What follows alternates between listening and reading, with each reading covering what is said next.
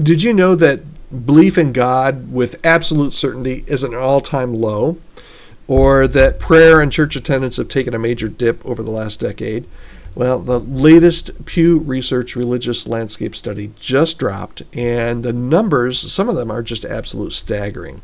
What does this mean for churches and for ministry leaders and for the future of faith in America? Now stick around, because we're going to dive into the most important religious trends shaping our culture today here on the Healthy Church Staff Podcast. Thanks so much for joining me today. My name is Todd Rhodes. I'm one of the co-founders over at chemistrystaffing.com. And today we're taking a look at 5 of the things that I found really fascinating about the latest Pew Research religious landscape study. Okay, so let's dig right in. The first thing that I found was really interesting was the shift in belief. And we're talking about fewer Americans that are certain about God, okay? Fewer Americans are certain about God. In 2023 and 2024, only 14% of young adults, 18 to 29-year-olds, say that they believe in God with absolute certainty. And that's a steep decline from previous years. Let's compare this to 2007. 38% of those in their 30s and 40s believed with certainty about God. Today's numbers, it's dropped from 38% to 30%. And the biggest drop, believe it or not, are seniors 65 and older that are less and less believing with certainty that God actually exists. So what happens here? What's happening here? The shift really suggests that younger generations are moving away from traditional religious certainty, raising some serious concerns for church engagement and faith formation. So churches, really, you need to think about how to reach and disciple younger believers. That's the takeaway from this point number 1.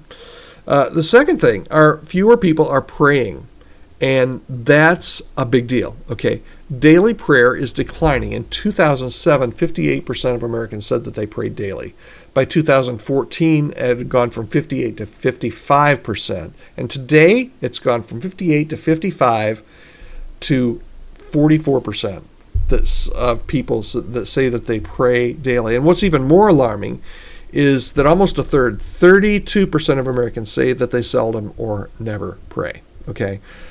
If you're a church leader, man, this is a wake-up call. Prayer is the foundational part of our personal faith, and churches need to focus on teaching and modeling and fostering a prayer culture to combat this trend. Okay? So prayer is the second trend. Number 3, let's talk about church attendance. Okay? Is church attendance fading?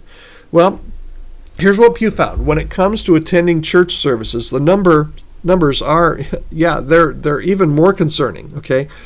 According to Pew, only about 25% of Americans attend church at least once a week. 25, 1 in 4. That to me even sounds high, right? 49% seldom or never attend church, and nearly half the population, 49%. So what are the implications of this? Well, if fewer people prioritize gathering for worship, what does this mean for community and spiritual growth and church sustainability? So as church leaders, we need to have this on our radar, that church attendance, you can just kind of figure that only about a quarter of the people in your community attend church, and almost regularly, and almost half, 49%, seldom or never attend church. So the harvest is very plentiful. All right, number 4. The Bible's influence is shrinking. Boy, this sounds like a downer today, doesn't it? But only 44% of Americans, according to Pew, say that the Bible is extremely or very important in their lives. And 61%, whopping 61%, say they seldom or never, ever read Scripture. Now, if we were to compare that to past generations, that's really clear. Biblical literacy is in decline, and churches need to rethink how they engage people with Scripture in new and compelling ways. We just talked about this on a recent episode of the podcast about biblical illiteracy and how it's really plaguing and causing some real problems in our churches, because if there's not biblical literacy, culture and politics and everything else creeps in and takes over what people really believe in their core beliefs. All right, last thing. Do people still believe in heaven and hell? Well, 67% of people believe in heaven, 67%, but that's down from 74% in the last 15 years or so. So 74% down to 67%. 55, a little over half of people believe in hell. That's down from 59%. Okay, so from 59 to 55. So what does this mean? Well, as secular perspectives grow, fewer people hold to a biblical view of the afterlife. And this could indicate a rise in kind of personalized spirituality over traditional doctrine. So what does this mean, these 5 things? I mean, what does all this mean for the future of faith in America?